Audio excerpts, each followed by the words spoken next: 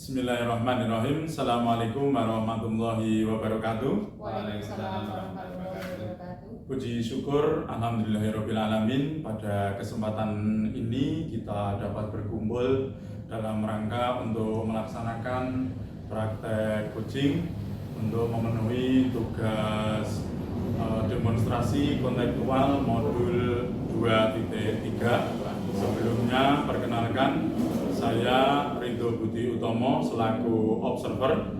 Saya Mukhlisin selaku host. Saya Radisnawati selaku coaching. Oke, terima kasih atas perkenalannya. Sebelum melaksanakan praktek coaching, perlu kita diskusikan atau perlu kita ketahui untuk penilaian yang secara umum pada diskusi percakapan coaching itu harus sesuai dengan prinsip coaching, yaitu ada kemitraan, proses kreatif, dan memaksimalkan potensi. Yang pertama, Pak Lisin selaku coach, saya ingin bertanya, menurut Pak Lisin, nanti apa yang ingin dikembangkan dalam praktek coaching nanti, Pak Lisin? Iya Pak, dalam praktek coaching kali ini saya ingin mengembangkan kompetensi listen, kehadiran penuh, kemudian juga mendengarkan aktif dan juga mengajukan pertanyaan yang berbobot. Oke, untuk berikutnya secara spesifik apa yang ingin dikembangkan? Tadi kan secara umum sudah disampaikan, terus secara spesifiknya apa nanti yang ingin dikembangkan saat praktek coaching, Pak? Pada kesempatan ini saya ingin menempatkan kompetensi mengajukan pertanyaan yang berbobot. Oke, terima kasih Pak Lisin atas tanggapannya. Semoga apa yang diharapkan Pak Lisin selaku coach nanti dapat berjalan dengan baik. Itu Pak Lisin mungkin bisa kita mulai untuk praktek coachingnya antara Pak Lisin dengan Bu Rani. Siap. Oke, kalau siap bisa dilaksanakan praktek coachingnya. Assalamualaikum Bu. Waalaikumsalam Pak. Bagaimana kabarnya hari ini Bu? Alhamdulillah kabar saya baik. Lagi apa nih Bu? Kelihatannya sibuk banget. Ini lagi mengoreksi tugas dari siswa-siswa saya Pak. Oh iya Bu, kemarin katanya mau curhat cerita sama saya Bu. Oh iya Pak, memang ada yang ingin saya bicarakan sama Bapak. Kelihatannya serius sekali, memang mau bicara apa Bu? Iya Pak, akhir-akhir ini saya sedang dilanda keresahan dan saya ingin mendapatkan solusi dari keresahan yang saya alami. Baiklah, itu semoga dengan pertemuan kali ini Bulan mendapatkan solusi atas keresahan yang dialami dan semoga saya bisa membantunya. Nah, sekarang Ibu Rani coba ceritakan apa yang membuat resah itu. Ya ini Pak, kemarin saya itu ditegur oleh kepala sekolah karena ketidakdisiplinan dari kinerja saya selama ini. Ketidakdisiplinan yang bagaimana Bu? Mendapatkan teguran atau bagaimana? Coba Ibu jelaskan bisa. Oke. Kemarin itu saya dipanggil oleh kepala sekolah, kemudian di ruang beliau, kepala sekolah menegur saya atas keterlambatan saya akhir-akhir ini. Padahal setiap kali saya datang terlambat, saya selalu meminta izin lewat WhatsApp. Lalu menurut Ibu alasan apa yang membuat Ibu bisa datang terlambat? Saya datang terlambat bukan tanpa alasan Pak. Saya datang seperti biasa dari rumah, tetapi ada perbaikan jalan yang saya lalui sehingga dalam perjalanan itu macet, sehingga saya datang ke sekolah itu terlambat Pak. Oh begitu masalahnya. Menurut Ibu apakah Ibu melanggar kedisiplinan seperti yang kepala sekolah keluhkan kepada Ibu? Saya menyadari bahwa saya memang melanggar kedisiplinan Pak, karena setiap hari saya datang terlambat meski saya sudah izin. Ya Bu, kalau datang terlambat sekali, dua kali, mungkin kepala sekolah akan memakluminya.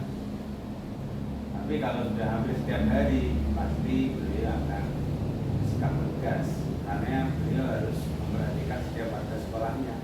Apabila ada yang salah, memang harus ditegur. apalagi kita sebagai guru yang seharusnya menjadi teladan untuk. Lalu apa yang menjadi keresahan? Saya memang merasa kurang disiplin pada akhir-akhir ini Pak. Yang menjadi keresahan saya adalah saya tidak enak dengan kepala sekolah karena ketika ditegur saya sedikit kurang menerima karena saya punya alasan kenapa seperti itu. Begitu.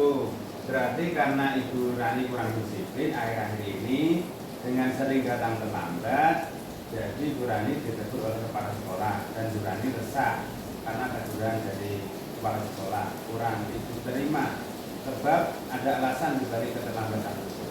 Jadi menurut Ibu bagaimana dengan sikap kepala sekolah tersebut? Seharusnya saya menerima dan sadar bahwa saya setelah yang saya lakukan itu salah, tetapi kemarin itu terbawa emosi karena saya bingung apa yang selanjutnya akan saya lakukan. Selanjutnya apa yang Ibu akan lakukan setelah ini untuk menghilangkan keresahan?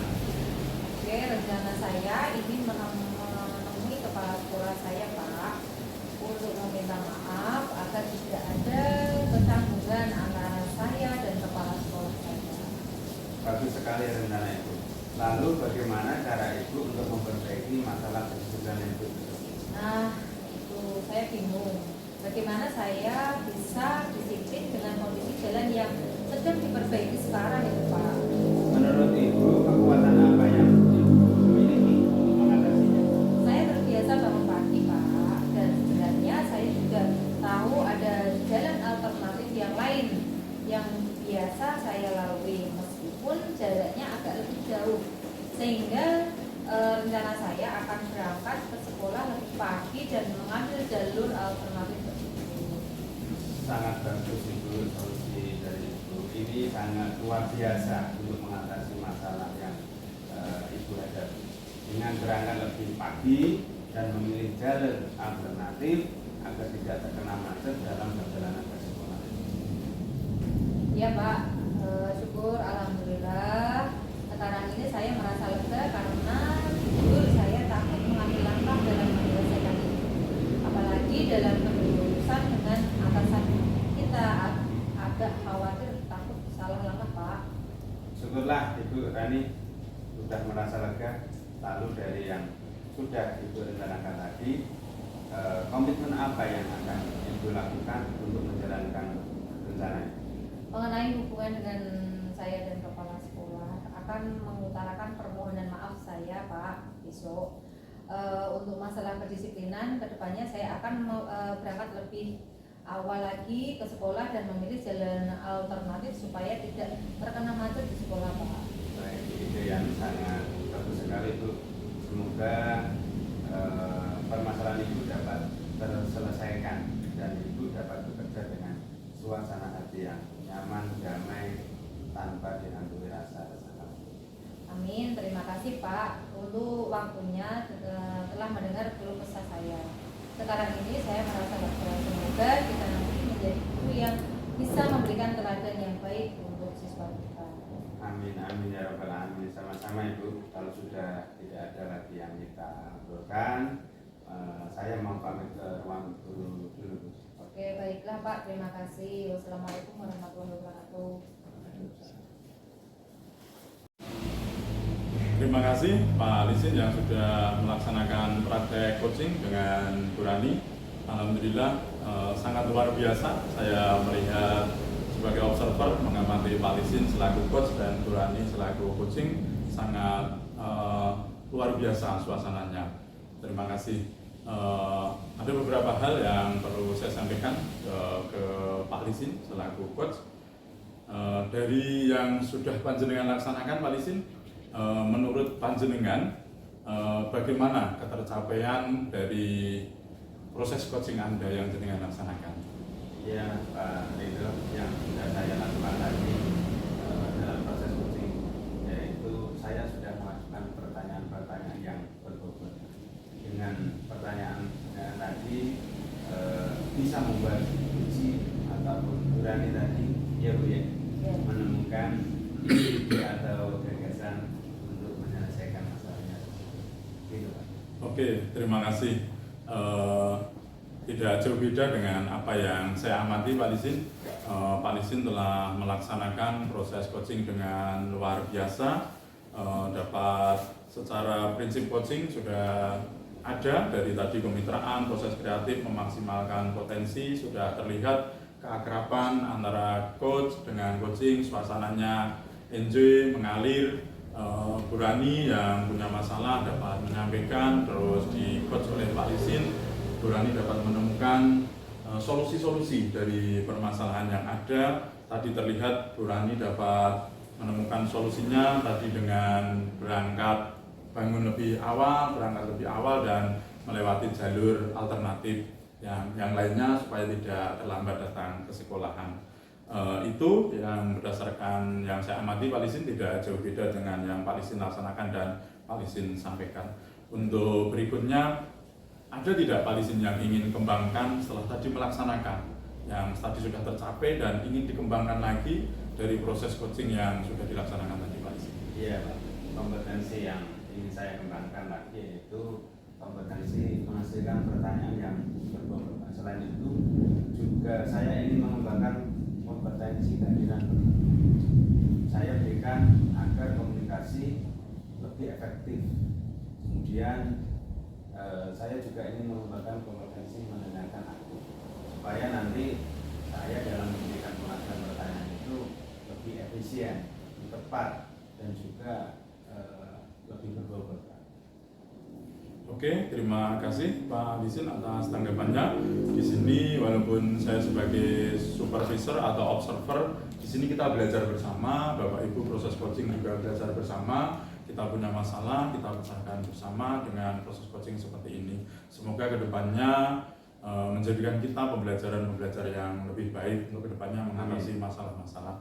Itu kiranya dari saya selaku observer, banyak kekurangan kesalahan dalam mendampingi Bapak Ibu untuk melihat Bapak Ibu melaksanakan proses coaching, banyak kekurangan dan kesalahan. Saya mohon maaf yang sebesar-besarnya.